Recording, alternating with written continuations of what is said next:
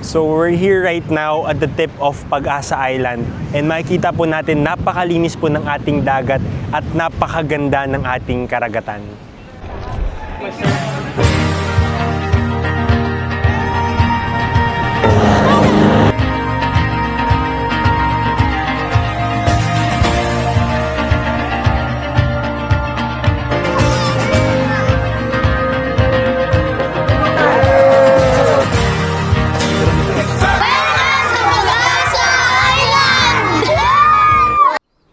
Ito ang Pag-asa Island.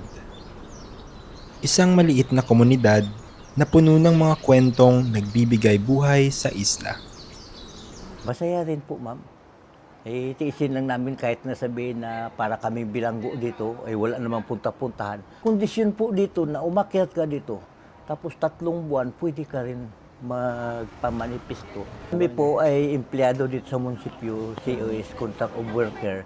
May assign po kami na lugar kagaya nitong mga bulaklak, ganyan, tanim. Ang sweldo pa lang namin noon, 350 ang isang araw. Yung sweldo. Pero may subsidy kami.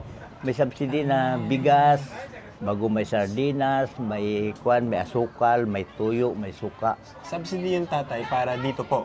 Dito na nakatira dito. dito. Ka po nakatira. Oo. Pero ang masasakop lang doon sa subsidy, may 3 kang anak, yun ang masakop. Yung lumampas doon sa 3 anak, bahala ka na. Sa isang maliit na komunidad tulad ng Pag-asa Island, ang kinabukasan ay hindi lamang nabubuo sa loob ng tahanan. Araw-araw din itong hinuhubog sa loob ng silid-aralan. Napulyo ako, kaya ito, handicap. Physically handicap ako. Nung dumating ako, hindi hirap ang nakita ko. The place is like a paradise to live. Kung sa mga eskwela ko, mag-aral kayo dahil maswerte kayo. Lahat ng ginagawaan kayo ng paraan ng gobyerno natin. Aral kayo, sabi ko, yan ang paraan para tayo umangat ng mga Pilipino, para hindi tayo mangmang. Kaya nandito ako sa sa Kalayaan, sabi ko sa mga bata, para maging inspirasyon ninyo, hindi para pagtawanan ninyo. Dahil sabi ko, kung kaya ko na pilay, kaya nyo rin, dahil wala kayong kapansanan. West Philippine Sea, atin to. Na dapat nasimula na, dapat nandito talaga. Pagpatuloy natin.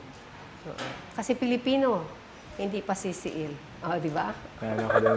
Huwag natin ipamigay, nakakapanghinayang.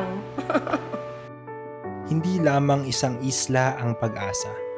Isa itong tahanan ng mga pangarap, sakripisyo, at mga taong patuloy na namumuhay ng may pag-asa.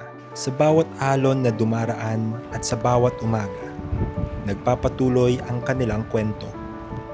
Ang kanilang mga kwento ay karapat-dapat marinig at alalahanin. At ito po ang Pag-asa Island kung saan po mayroon po tayong mga kababayan na piniling manirahan dito malayo man ito sa syudad. Sila po ang ating mga bayani. West Philippine Sea, atin to.